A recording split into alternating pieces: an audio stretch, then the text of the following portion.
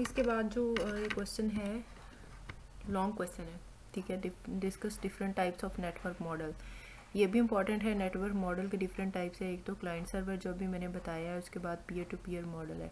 Client server model में क्या होता है कि एक क्लाइंट होता है और दूसरे एक सर्वर होता है और बाकी सारे क्लाइंट्स होते हैं।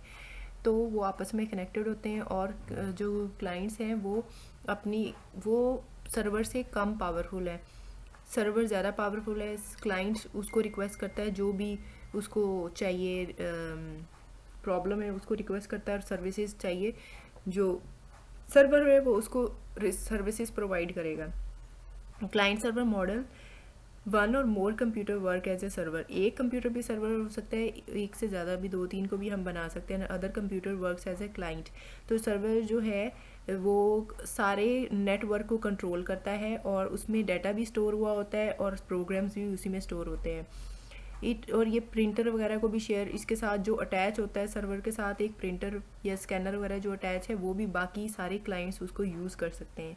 सर्वर ज़्यादा पावरफुल है क्लाइंट्स के बनिस्बत, और it performs most of the processing. जो नेटवर्क में ज़्यादातर प्रोसेसिंग है, ज़्यादा काम जो है वो सर्वर ही करता है। ये यहाँ तक इसकी डेफिनेशन है, ये आपने करनी है। फिर उसके बाद ये देखें, ये डायग्राम है, इसमें ये कंप्यूटर ए है, ये कंप्यूटर बी है, ये सर्वर है और ये है क्लाइंट है। तो जो भी उसको रिक्वेस्ट चाहिए ये उसको मैसेज सेंड करेगा और ये उसको प्रोवाइड करेगा जो भी सर्विसेज है। जैसे ये चाहता है कि प्रिंट ले, तो ये इसको हम Ctrl+P करेंगे तो इसको जाएगी और ये प्रिंट करवा देगा। ये इसके साथ जो प्रिंटर लगा उससे इसका प्रिंट निकल आएगा। तो क्लाइंट कंप्यूटर रिक्वेस्ट करता है to the server for the service, और सर्वर जो है वो उसकी रिक्वेस्ट को पूरा कर देता है। सम सर्वर जो हैं उनको डेडिकेटेड सर्वर बोलते हैं। डेडिकेटेड सर्वर क्या होते हैं, यूज़ होते हैं टू परफॉर्म स्पेसिफिक टास्क। उनका एक, वो सारे काम नहीं करते, कोई उनका एक मखसूस काम होता है। फॉर एग्जांपल फाइल सर्वर होता है, वो सिर्फ फाइल्स को स्टोर करता है और मैनेज करता है।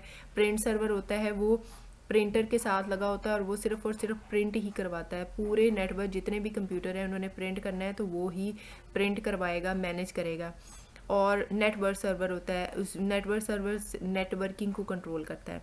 इसके फ़ायदे क्या हैं क्लाइंट सर्वर के? एक तो it reduce the data traffic, data traffic को कंट्रोल करता है, रिड्यूस करता है, कम करता है।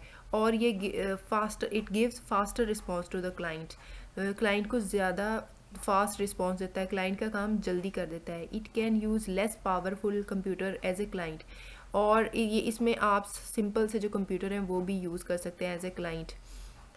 फिर क्योंकि ज़्यादातर प्रोसेसिंग जो है वो सर्वर ने करनी होती है, क्लाइंट ने नहीं करनी होती। इसके डिसएडवांटेजेस भी हैं, ये एक्सपेंसिव है क्योंकि सर्वर जो है वो ज़्यादा महंगा होता है, और when server goes down it effects the network operations.